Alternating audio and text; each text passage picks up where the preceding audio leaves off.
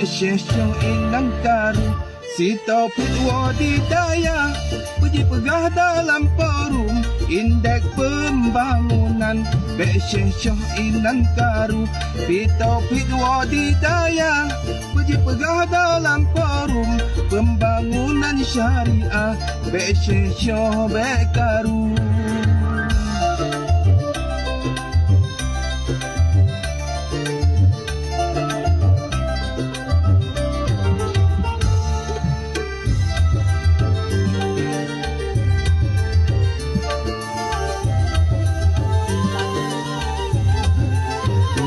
bahan ku fikir aleh pak dijasi kula bahkan dijut pegah si miliar dua dah bonol.